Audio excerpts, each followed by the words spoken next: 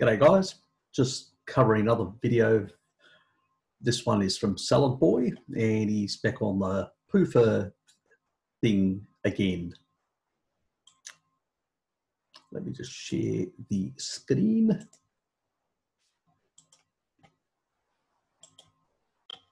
Okay, this is one with Tucker Goodrich.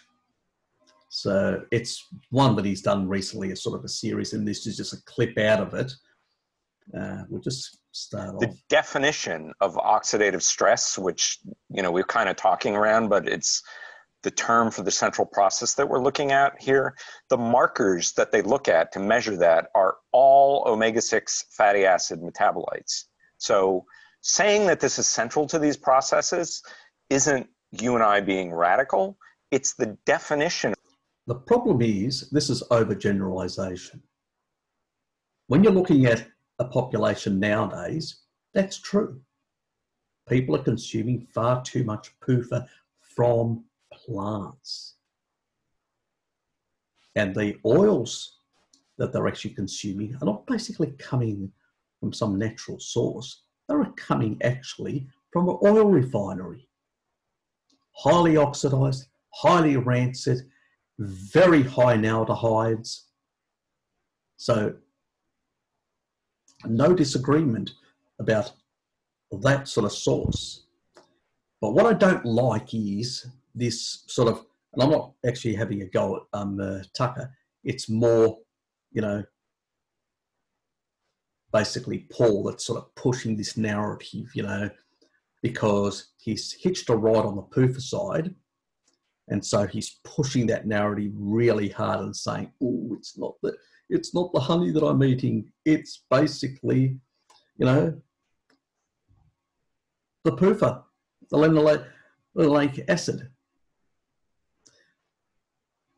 And, you know, beyond that, arachidonic acid, which is complete and utter bunkum. But let's just listen to the remainder of this. Of what these processes are, right? OX-LDL by definition is oxidized omega-6 fats, period, end of story. That's what's happening, right? Yeah, from seed oils, that I'd agree. From seed oils, yes, they are rancid, they are damaged. They basically use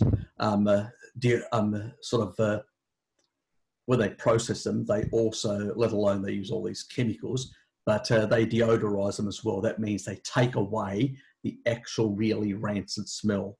And I mean, we know that from Nina Teichl, that actually has done research into the industry and actually looked at the way the industry operates. You know, we're talking about, you know, these things are rancid. I mean, I've shown you before in my live streams, you know, the sort of how after a couple of days only, the aldehydes go through the roof, the primary oxidative products go through the roof and all that. You won't see that in meat, like pork, you know. There you will not see this rancidity. You won't see this because it's bound in those bilayers in such a way where, unless you actually expose it to direct, you know, you put it out in the sun and expose it in direct sunlight and allow it to putrefy and all that and break down, yeah, then you can actually oxidize those PUFAs. But if you've basically either refrigerated or use salt as a preservative or whatever, you basically maintain some of that integrity. So no, it definitely isn't the same. And that's an important, you know, difference between the two. But we're going to look at some historical stuff because they make some comments about that as well. So let's just go on. Go ahead. And there seems to be a good amount of evidence, correct me if I'm wrong, that the connecting piece of the hypothesis would then be, if we eat more linoleic acid, is our LDL enriched in linoleic acid? And it's been shown repeatedly. You can see basically, you know, that is a typical approach that a lawyer would use, you know, where you basically a leading question. Obviously, you know, to that nowadays, you know, I've actually discussed this before with Bart about how there was mechanistic studies in 1983 and 1984, which these guys may not be aware of or may be aware of. I don't think Paul is, because he's never really mentioned these studies. But these studies actually showed a mechanism for oxidation in the actual LDL itself, in an esterified form, where you've basically got the fatty acids from a PUFA source bound to cholesterol in an esterified form, and they were basically oxidized and causing damage within the LDL. So they actually could show that quite clearly, that the source was vegetable oils, and they are quite clearly causing this problem. They've never demonstrated something similar from animal type fats. Funny, isn't it? Because if these guys had such a study, they would show it, but they don't. One thing that I always say, show me a 1. I can show you plenty of zeros, as Bart would say, but show me a 1. Something that actually shows mechanism. There's nothing there. Because if there was, that guy that was actually consuming 25 eggs a day, that old geezer that I've spoken to you about, I've shown the study on my live streams, that guy would have basically at 17.5 grams, way above the 4 they consider safe, but you have to be below 4, 17 per day for decades upon decades, outlived his parents. That guy should have dropped dead in his 40s, like his father. Didn't happen. So we need to basically differentiate between PUFA from animal sources and PUFA from vegetable sources. They're not the same, So let's just continue with this. In human studies that happens, and that when that happens, the LDL. And when we're talking about human studies here, we're basically talking people free living out there eating shit. So yeah, okay, we've got a whole lot of epidemiological studies that show that issue, and they take blood, from these people that are eating, McDonald's and shit like that, and a whole lot of seed oil related products, and we see these issues. Yeah, so what? Does that prove that all sources of omega-6 are the same? No. LDL becomes more oxidized, right? Now, there are other factors in there. So, for instance, if you eat a lot of fructose, that'll increase your ox-LDL levels through what happens through fructose metabolism in the... Honey. Oh. Yes, we know that. We know basically when you combine sugar in the form of fructose, which is 7 times more glycating than glucose, yeah, fuck, it'll actually glycate those proteins and those fats. Yeah, we know that. Definitely do in that regard. See, I would suspect that, it's really easy. If you really want to basically make your panels look good, you just abstain from honey for a while. Then you go and do the test, and you go, oh, look, I don't know what people do in their free life. I'm not saying that he does that, but the thing is, I have no idea what he does and what he does in his free time. It's not as if that's just basically his claims, Paul's claims, that I have no issue whatsoever. That's fine. Why don't you do an independent study? Lock yourself into a thing, ask for a couple of doctors to actually do a case study on you and basically demonstrate that you can consume shitloads of honey, 100 grams of honey every day, and your regular sort of other foods, and basically it's not going to affect you. You do that, mate. You show me. Show me that I'm wrong. You can do that. You've got plenty of money to be able to do stuff like that. I don't. So, yeah, look, there's plenty of research out there. Lustig's done research. Remember Lustig? David, Robert Lustig, that's done all the stuff on isocaloric between kids. What do? He took the fructose out and put the starch in. Processed shit food I can't remember now whether it was how many weeks. It was a couple of months. I think it may have been up to 3 months. I could be wrong. Don't quote me. But basically, he demonstrated that those kids' visceral fat, their fat, they didn't actually lose weight because he kept them, the ones that were on the starch, kept them feeding more to maintain their weight. He had to feed them more than the ones on the fructose because they were losing weight. Because glucose is not toxic. it can actually increase subcutaneous fat if you eat too much fruit, glucose. That's true. If you're not, depleting that glycogen and increasing glucose, you will get fat. We know that, so, because you're raising insulin and you're not burning it off and you're causing some resistance, some random cycle event, and you will store it. That's not the issue in here. We know that happens. We can show that. The thing that glucose won't do is not as oxidative or as basically causing, this sort of glycating effect. Fructose is quite clearly demonstrated 7 times more glycating. And when you consume fructose, the fat does not go into subcutaneous fat, which is safe fat.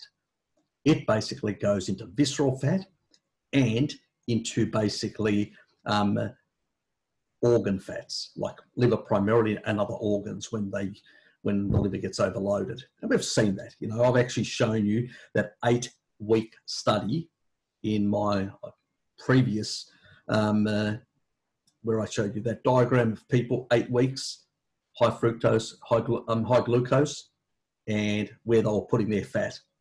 They were actually putting the glucose one, we're actually putting it into the subcutaneous fat, the safe fat, and the fructose people were putting it into the liver fat and the visceral fat. It's quite clear, 8 weeks and a complete different direction, one in one and one in the other. So this is really important. I mean, Tucker knows this. It's not as if, but the thing is, you have to understand that when it comes to Paul, he selectively emphasizes things because he's pushing a narrative, in that regard. He's been sort of manipulated by sort of the Ray Peat mob who are basically saying, oh, PUFA's all bad, and overgeneralizing that PUFA is all bad and it's PUFA that's really the driver of visceral fat. Absolute nonsense that PUFA is the driver. It's fructose, always has been. Will continue, and I'll actually provide some historical information as well. In the gut. One of my favorite studies, just to go back to your... Okay, well, he's going to go into this study here, where they look at metabolites of arachidonic acid, linoleic acid in the early stages of non-alcoholic fatty liver disease, a pilot study. This is actually the study. You have to get access. And I actually tried through one of my accounts to see where I could get access. So I can get access to some studies, but not everything for free. This one I couldn't get access. So I couldn't actually find out exactly what they were feeding them. But I suspect this linoleic acid, every single study that I've seen in the past that people have pointed me to, it's all seed oils. Always seed oils. It's never basically bacon or eggs. Trust me, it isn't. So, and as I've pointed out, I've said to them, you show me something with bacon and eggs. Can't. Nothing exists. I mean, I've shown you guys even rat studies where bacon, processed meat is more protective than basically beef in basically, colon cancer. I mean, it was protective. Processed meat, bacon. So, I mean, these paradoxes show us that basically we know shit.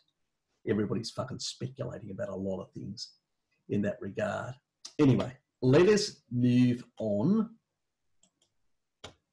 Now, these are the things that I actually look at. Look at alcohol. Look at the dramatic jump in Estonia between, the rise of sugar in those sort of countries, and then when they actually lower the tax on alcohol. That's, if you want to see that study and go away and look at it, that's fine. Now, this is a really important one. This is basically looking at liver cirrhosis by gender in the US. Anyway, alcohol-related consumption as well, showing there. Okay, now let's take a little bit of a look. Now, you Americans were fucking big drinkers anyway in the previous century or in the early part of, the Roaring 20s and all that. Just at the this is the time when basically prohibition came in the America, 1920. You can see massive drop in basically liver-related cirrhosis. Basically, you know, plateaus out, hits the this is around about 1933 when consumption was legalized, 1933. So you can actually see it's starting to rise a bit, but it's still expensive because it'll take time for production to build up.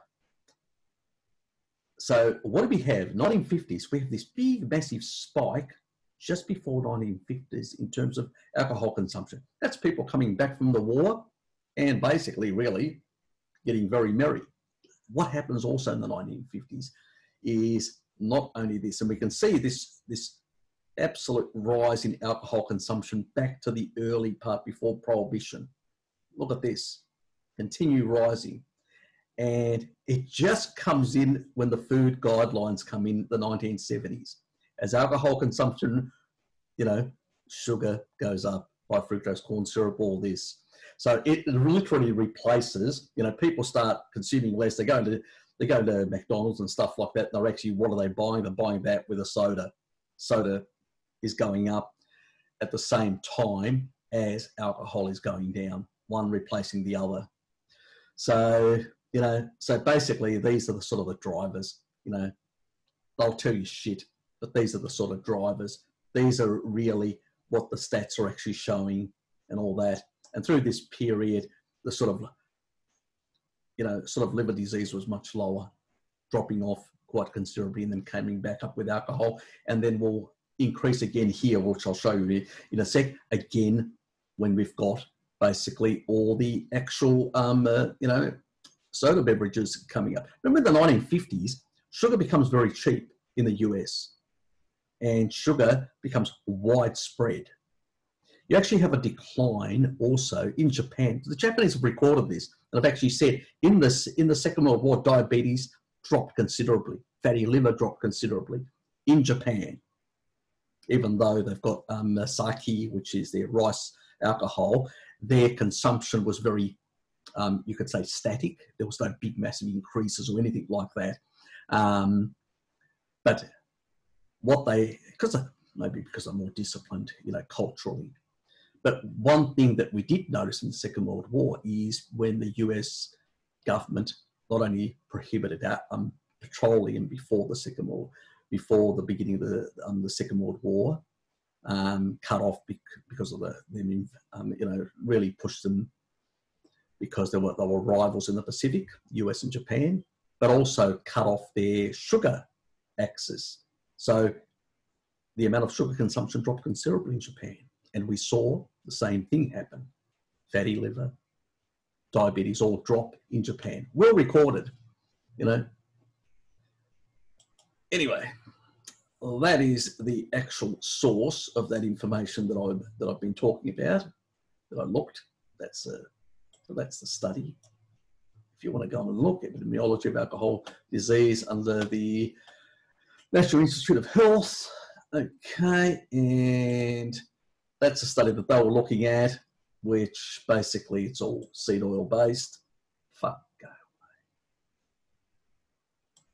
away. And let me move on. Okay, let's look at sugar consumption. Look, it's been rising and rising throughout the 19th century and into the 20th century. You can actually see 1920, it dips in the actual, this is the actual Great Depression. That's when it dips because people can't afford it. Actually, people got healthier in the Great Depression. That's the funny thing. And then you got this dip in the Second World War. And then right after the Second World War in the 50s, that's what there, which is good. Now here, basically, in the 1950s, you have to realize that's when all these sort of fast food joints started. You know, you used to go out and you'd be able to get sodas and be able to get sort of milkshakes and all that. People that are old enough that know back then know that that's really when both sugar consumption and all this stuff became available, because it was after the war, everybody was basically middle class, were growing through this period. So this whole period growing, that's the top of sugar consumption, and then it drops. that's when high fructose corn syrup takes over. So you can actually see, look at the 1980. This is just before, look at the guidelines. This is at the time of the guidelines coming in around here. And look what happens. You know, alcohol's coming down at this point. But sugar consumption, soda drinks and all this is going up through the roof and being promoted as a health thing. You know, I mean, basically you've got, you know, the big beverage companies literally promoting it as the healthy alternative to alcohol and the healthy alternative to basically many other things. You know, have soda, you know, drink a Coke, you know, and all those ads, people remember them with the girls in the skimpy sort of outfits. Good to perv for men like me, but beyond that, they were basically little propaganda pieces to promote sugar, basically. Anyway, let's move on. We can see this around the world. You can see, look, this is a really low consumption that we had in the past. You know, 1850s, if you look at 1850s, we see a dramatic rise in sugar. We have a bit of a dip. There's, you know, Great Depression. It's a big dip in the Great Depression. And then after the Second World War, we see a massive rise in that again. This is the sort of era where the 1950s, alcohol sort of takes over in this sort of case. But then after that, the beverages come back. So remember I showed you the alcohol rise through this period. People started drinking more and drinking less soft drinks, which they were consuming in the 50s and 60s. And then this sort of period, it starts declining again into the 60s and starting to rise. Remember the back here, oops, this one here. And you can see in the 60s, this big rise into the 70s. So that's how you interpret this change here. So alcohol went up. So, and it was the same, you know, we've got Reaganomics coming in at the time, Thatcherism, we've got this brave new world and people are out partying in nightclubs and stuff like that, and living it up in the big city and, you know, the big financial wizards of the time and all that. And people are going out partying and drinking. You know, through that period, we have a lot of drinking and all that takes place. Look, I lived through that era, early 80s right through, you know, that sort of era. And basically, fuck, the amount of alcohol that I drank. So believe me, I lived through that era and I know very well that was a big consumption at the time. Anyway, this is sort of, if you want to go and look at that study, which gives you the 1970s to 2004, the big consumption of fructose. So that will give you a bit of an insight in, you know, consumption rates in the United States. So anybody wants to look at that study, and it will go, you can actually see, you know, sucrose is coming down, high fructose corn syrup is taking over, and other sort of alcohol sugars and all sorts of other sugars are coming in and still increasing through that period. So, you know, and you can see basically fructose levels continually, you know, massive amounts that people are consuming. So there's a lot of data in here that people can look at. I'm not going to go through all that. It's really important that we look at that information and we realise the sort of drivers in that regard. You know, because it's very easy to basically be deceived and all that. Now, let's look at what's happening to my favourite animal fat, lard. Okay, it's really important that we notice what's happening. Okay, let me just share this. Okay, so annual lard consumption has dropped to roughly 200,000 tonnes by 2004 from 900,000 tonnes in the early 1940s.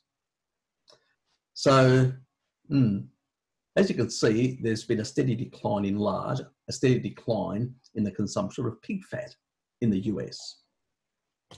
So US population back in 1940 was 132.1 million.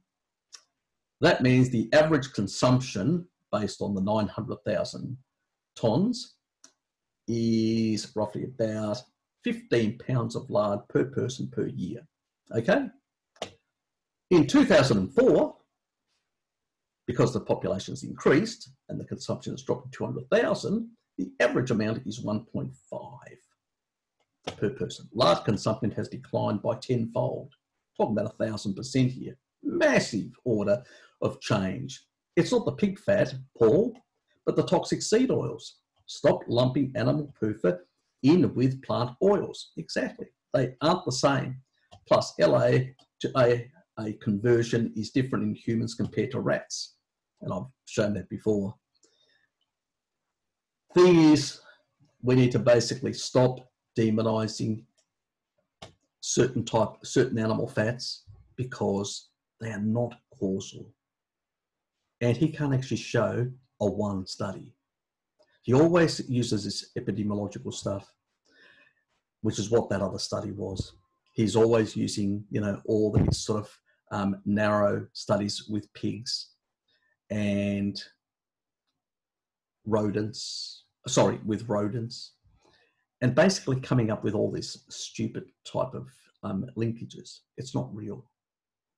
The reality is when people eat, animal-based fats, whether they have a bit more PUFA or not, whether they have up to 17.5 grams. I mean, I struggle to get over 3 grams in my daily intake. Most 3.5 grams. That old geezer was doing 17.5 grams, considerably more. And at levels similar to what other people out there that are eating processed shit and eating a lot of seed oils. They're getting sick. This guy wasn't. There's a difference. Yeah, I know it's one case study, but if the Bradford Hill criteria is applied, if something is, has a negative effect, it's dose dependent. The more you increase it, the more you should see disease. You don't see that with animal fats. You don't see that the more you increase egg consumption, nope. The more you increase pork consumption, nope. We just have to look at the Okinawans. They start the day with pork, they end the day with pork. They consume primarily pork as their main source of animal food. They do consume other things, a bit of fish, a bit of eggs, a few other things, but their main consumption, I mean, some of them actually eat, spam, processed spam. Some old ladies, I've seen them, they put it in their dishes and stuff like that. You just have to go and look, type in spam and Okinawan ladies or women, and you'll see them, eating spam, and you go, fuck, mate. That's highly processed. Shitloads of salt. Very protective for the colon, apparently, to a rat, maybe to a human as well. But, this is the sort of nonsense we have to basically, push back. We can't continually basically listen to this nonsense because it basically is being used as ammo by the repeat mob and many others that basically want to undermine the carnivore diet or carnivory. One thing that we need to understand, remember, if you look at my ones that I did on the pigs and the sheep's videos, what did that show? That they eat piglets. So piglets have been in there, even from our common ancestor, they've been in as part of food for hominins and many of the apes that we are closest related to genetically for millions of years. How can a food like that not be genetically compatible? When we look at the N15 data, it's quite definitively clear. Humans were highly carnivorous. So animal fats are never going to cause you any harm. And I don't care what the content of omega-6s are in the animal fat. The two things that are going to cause you harm is fructose, honey, as one source of fructose, and the other stuff that is going to cause you harm is basically seed oils. They're the only two things that rose through the 20th century in big amounts. And the two things that rose that actually caused this disease, the modern chronic diseases. And we need to stop demonizing certain animal foods like pork and chicken. And the thing is, because the problem is also eggs are very high in omega-6. I'm surprised he hasn't gone after eggs yet, you know, but give him time, he'll get there. You know, he'll demonize eggs as well. You know, he just hasn't got there yet. Maybe he's not aware how much omega-6 is in eggs. So, but give him time, he'll get there. You know, that's how nonsensical this whole approach is. He's just basically digging himself a hole, continually trying to, you know, rather than actually be honest and come out and say, look, you know, I've looked at you know, the research a bit more carefully, and I've realised there is no real study out there that definitively shows that PUFA from animals is a problem. You know, he'd undig himself very quickly by saying that, and you know, and move on. We would like him to come back to our community in a proper way and stop demonising animal foods, you know, like he does. So remember, lard is one of the best fats you can consume. Believe me, one of the best. It's one of the lowest in deuterium as well, much lower than tallow, much lower than basically butter. It's not as low as the omega-3s from like DHA, the fish oil types, which are much lower in that regard. But, you know, you just can't live on just fish oil, okay? So, I mean, even if you consume fish, you know, you will only get a certain amount. Fish do have other fatty acids as well. So, in that regard, and we need some essential fatty acids, but we also need the long chain fats as well. They're important for structural material, for cell membranes and stuff like that. So, you know, we need all sorts of animal fats that are important, but we need this sort of anti-pork, anti-chicken, anti-eventually eggs from these crowds to stop, you know, because it's fucking nonsense. And there is no clinical studies that actually show that. And even in these previous one, he actually quite clearly said that he sort of believes that it's a driver, but he has no proof, you know. But he continually pushes that barrow using all these sort of epidemiological studies and all that sort of stuff. And I'm going, yeah, show me something really causal. Can't demonstrate. So he just pushes the same barrow because he wants to promote honey. Anyway, that's about it. Let's move on. See yous.